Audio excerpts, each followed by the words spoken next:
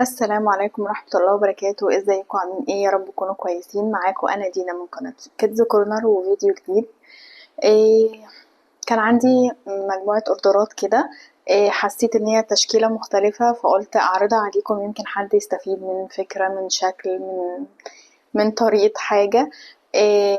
وبرضو لو في حاجة واقفة معاكم ولا حاجة بعتولي وانا اعملها لكم بالتفصيل. طبعا كان نفسي اصور واحنا بنعمل الخطوات، بس للاسف انتوا عارفين الحاجات دي بتاخد وقت كتير جدا، وانا بصراحة ما عادش عندي وقت ان انا اصور الخطوات بالظبط. فانا معاكم في التعليقات في اي استفسار، انا تحت امركم. يلا بينا نتفرج على التشكيلة التحفة دي. نشوف الاول بوكيهات الورد انتيكة، بصراحة تحفة. طبعا التوليب له قيمة لوحده كده، حاجة تحفة. وده شريط ستان وطابعين عليه الاسم بالطريقة دي، وهنا اللولي. طبعا الخطوات والحاجات دي في فيديوهات كتير جدا جدا جدا معمولة بالتفصيل، فعلشان كده ما حبيتش ان انا اكرر حاجة. يعني انا جايبه لكم بس مجموعة افكار كده ان انتوا تاخدوا منها اشكال او افكار مختلفة. بس دي طريقة مسك البوكيه، حلو جدا في التصوير. هنزل لكم صور للبوكيه وهو متصور في ايد العروسة، شكله تحفة، عجبني جدا جدا. حاجة كده ليها قيمة، يعني حاجة راقية كده. البوكيه التاني معمول من ورد الستان وداخله ورد البيبي فلاور. طبعا علشان الفستان كان بيج شوية فدخلنا فيه، ما حبيناش ان احنا نعمله كله ابيض. فعملنا فيه البيبي فلاور ده، وعملنا برضو على شريط الستان اسم العريس والعروسة. وطبعا الورد الستان بيبقى متثبت على عيدان شيش تاووك، فما ينفعش ان هي تبان، فغلفنا الايد كلها بالطريقة دي بخيط الخيش. حاجة فخمة جدا، عجبني قوي قوي قوي، رقيق بصراحة، شكله تحفة. نشوف بقى الصواني مع بعض. دي اول صينية فيها شغل مختلف شوية. طبعا المراية عادي جدا، والظهر بتاعها الحاجة بتديها صلابة كده عشان ما تتكسرش على طول، نفضل محافظين عليها. وده ورد بيبي فلاور مطعمينه باللولي عادي جدا. ودي العلب بتاعت الشبكة عادي جدا، مثبتينها بشمع. انا سايبه لكم حاجة هنا، يعني الصينية دي مش مثبتة فيها حاجة عشان اوريها لكم. وطبعا اسم العريس والعروسة بالفينيل، وده زي ستيكر كده ضد المية. حاجة تحفة. حبيت انا الفكرة بتاعت الصور بتاع العريس والعروسة دي، سواء بقى صور حقيقية او كرتونية او اللي هي بيبقى الوش ممسوح، علشان في ناس ما بتحبش تحط صورها على طول، فممكن تتعمل برضو بأي تصميم. وهنا طبعا الحز ده عاملينه لولي واسترست بالطريقة دي كده على الطرف اهو. الصينية دي طبعا انا مش هعرف اشيلها علشان ما تعكسش الدنيا والاضاءة تبوظ وكده. معمولة من ورد الستان، برضو نفس الورد بتاع البوكيه ده اهو.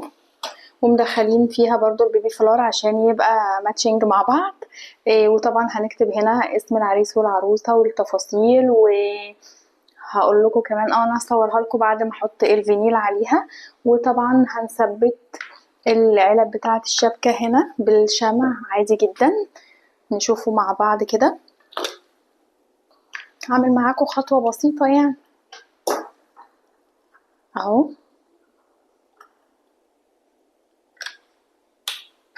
ممكن ما نثبتهاش لو العريس والعروسة عايزين يتصوروا بيها من غير العلب، ما تثبتش عادي خالص.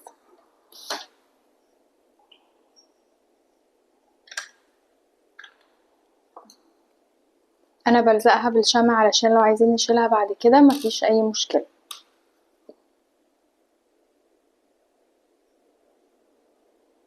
طبعا لو عايزين نزين حاجة نحط حاجة، هحط بس زي ما حطيت هنا كده تدي شكل لطيف.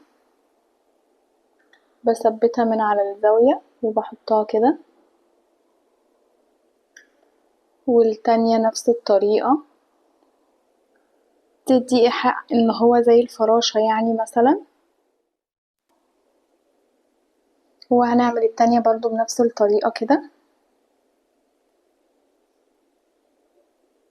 طبعا انا مش متمكنة قوي في الزوايا علشان العلبة الصينية بعيدة عني، فاعذروني لو حاجة معوجة ولا حاجة.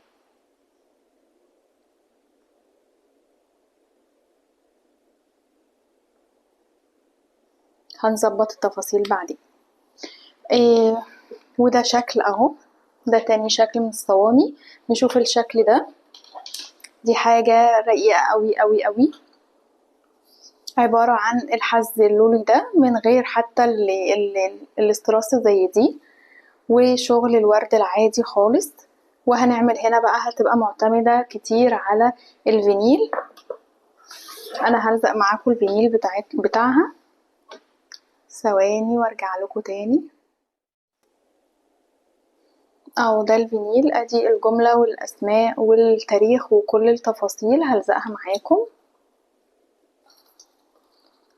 هنقسمها كده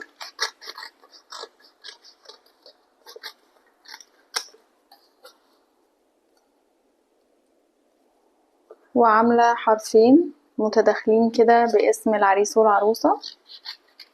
انا اللي عاملة التصميم يا جماعة بتاع الفينيل. ودي الاسماء،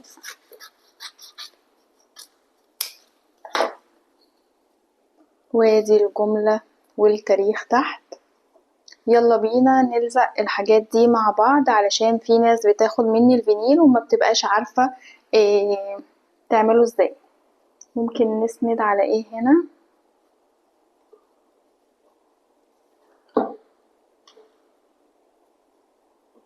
اهو. بنشيل اللزق اللي ورا ده بالطريقة دي كده. اهم حاجة نظبط الدنيا علشان مفيش حاجة تطلع معوجة كده او كده.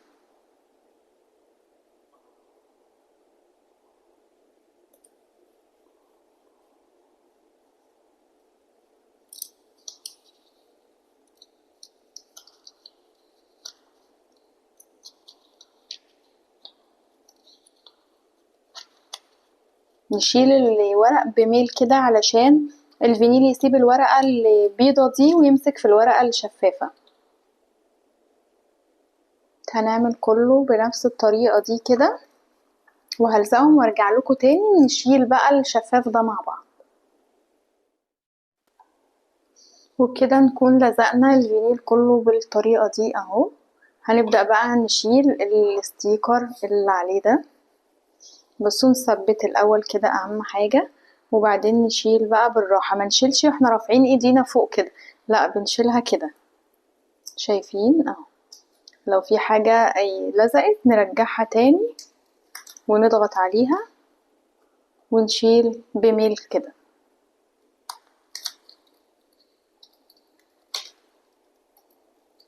بس مفيش اسهل من كده خالص اهو.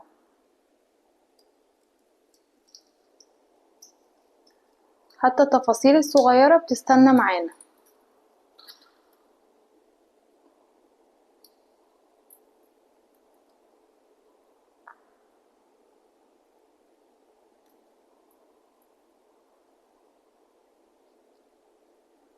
في نقطة هنا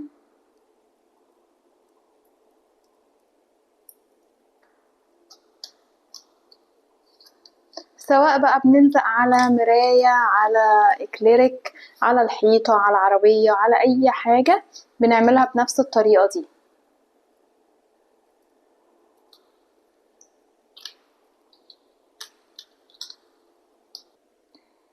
الصينية دي انا كنت عرضها لكم قبل كده ان هي قراية فاتحة، وما كنتش عاملة فيها طبعا العلب، وما كنتش عاملة فيها الستيكر اللي هو بالصور ده.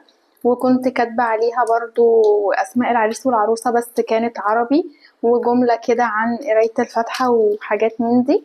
وبعد كده لما جه الميعاد اللي الخطوبة او تلبيس الشبكة يعني، غيرت بقى وشلت الستيكر القديم الفينيل القديم، وحطيت بقى الصور اللي هي الستيكر دي، وغيرت طريقة الكتابة من العربي للإنجليزي، وحطيت البوكسات بتاع الدبل. شايفين شكلها؟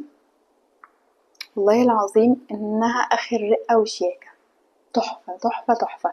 احنا كنا هنحط هنا الحروف بالعربي اللي هي المتداخلة بالعربي، بس حسيت ان تبقى عربي عربي والأسماء والتاريخ بس الإنجليزي محبتهاش، فخليت إنجليزي عربي إنجليزي عربي إنجليزي. حبيتها كده أكتر، حبها قوي، شكلها تحفة. مبروك عليهم، مبروك على العرسان.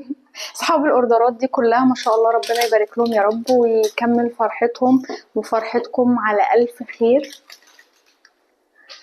اخر حاجة بقى معانا البصمة بتاعة كتب الكتاب. يعني احنا عندنا قري فاتحة، وعندنا شبكة، وعندنا دخلة اللي هو البوكيهات، وعندنا كتب كتاب. بصوا الفيديو بتاع النهاردة مش حرمكم من اي حاجة. البصمة حلوة جدا جدا طبعا. الداخلي ده بيبقى طباعة، وعليها شغل لولي من جوه اهوت، والبرواز حاجة اخر رقة. الحاجات سيمبل جدا ورقيقة جدا وشغلها بسيط قوي قوي قوي. لو عايزين تفاصيل اكتر او في خطوات واقفة معاكم ابعتولي وانا اعمل لكم فيديو مخصوص عن الحاجات دي. يعني مثلا طريقة لزق الأحجار أو اللولي أو الورد أو الحاجات دي كلها، هصورها لكم مخصوص وأنا بعملها. طبعا احنا بنستخدم في اللزق اللي هو لزق بيه 7000. بيبقى شغله حلو قوي. نادرا كده ما بنستخدم الصاروخ، مش بيبقى في كل الشغل. بس قلت لكم انواع الورد، ده ورد ستان توليب، تشكيلة من الصواني حلوة كده وحاجات رقيقة. يا رب الفيديو يكون عجبكم ويكون خفيف على قلوبكم كده. لو في اي تفاصيل ابعتولي او اكتبولي في الكومنتات. هصور لكم الصينية دي بعد ما نحط الفينيل ونفنش كل حاجة، وهصور لكم كل حاجة لوحدها عشان لو عايزين افكار تعرضوها عندكم ولا حاجة. الصور كلها تحت امركم. يلا ما تنسوش تعملوا لي بقى لايك للفيديو واشتراك للقناة وتفعلوا الجرس على كل عشان يوصل لكم كل جديد. باي باي.